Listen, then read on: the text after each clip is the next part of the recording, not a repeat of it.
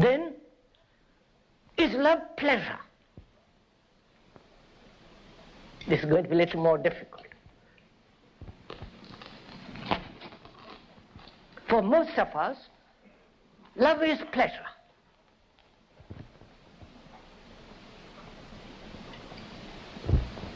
Whether it's love, sexual love, or love of God, or love of God knows what else. It's based on pleasure. The love of respectability is the very essence of the bourgeois mind. So, is love pleasure?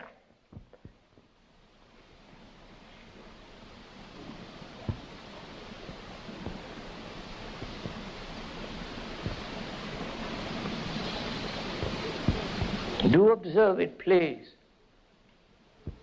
We were saying yesterday evening what pleasure is. The product of thought. Having had pleasure of different kinds yesterday, you think about it. You have image upon image built, and that stimulates you, and that gives you pleasure, sexual or otherwise, and that you call love. And is it love? Because in pleasure there is frustration, there is pain, there is agony, there is dependency.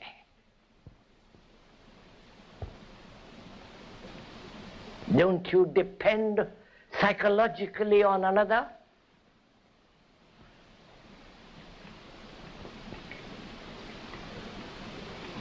And when you do, and you depend on your wife or your husband, whatever it is, and you say, I love you, is that love? And in that dependence, is there not fear?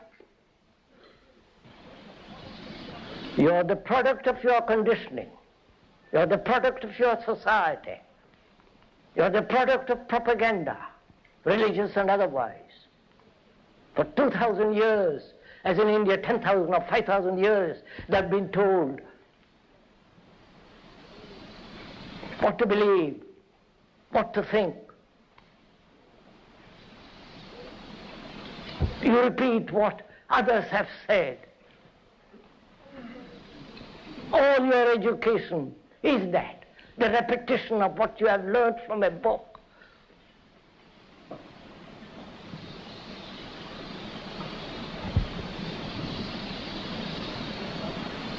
And you're that, you're conditioned.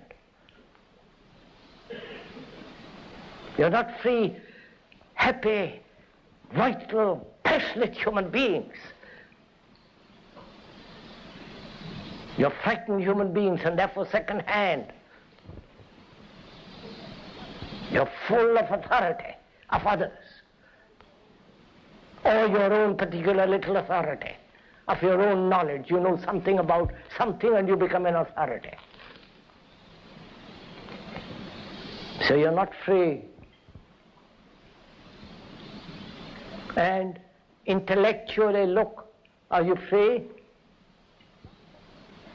Not repeat what others have said.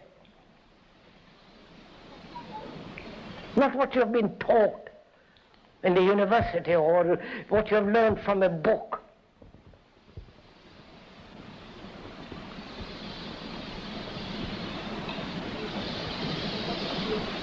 And what have you experienced? Go into it, you will see what you have experienced.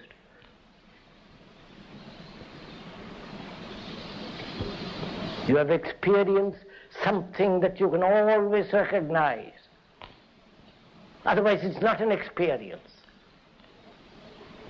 Therefore your experience is always old. Like thought is always old. Thought is never new. Because it's a response of memory. So you, if you will forgive my repeating it, you're second-hand human beings. intellectually, emotionally. You go to places to learn how to be sensitive. Lovely idea, isn't it? Be taught by another how to think. So, morally,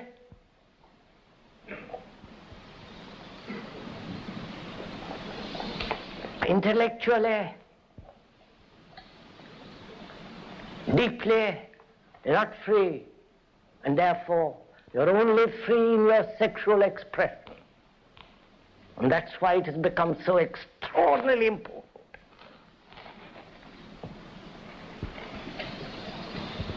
There you are full.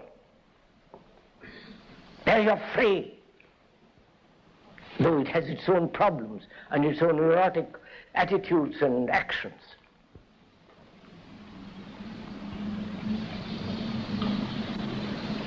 So sex becomes important when everything else becomes unimportant. When life, the whole of it, not just sex. Life includes living.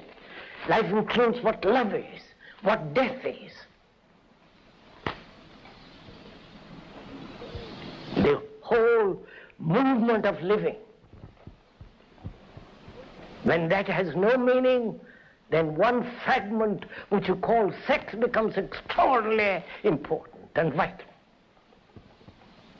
When you're not passionate about freedom inwardly, then you're lustfully passionate about sex. That's all. And with that, you associate love, pleasure.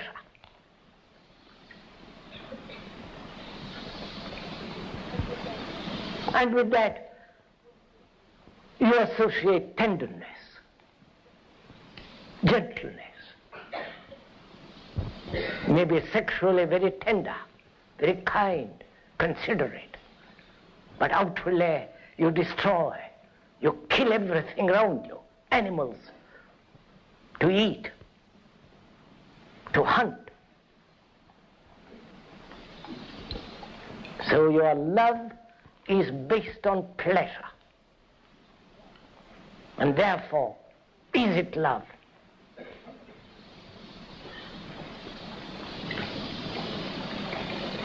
Love surely is something none of all this. Compassion means passion for everybody. Not to your particular little desire.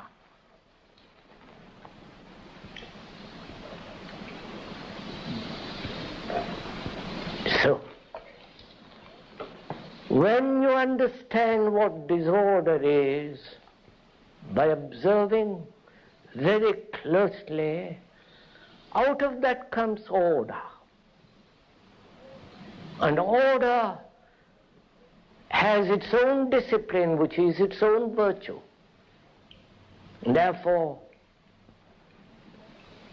that order is the supreme good and therefore love, which has nothing whatsoever to do with pleasure.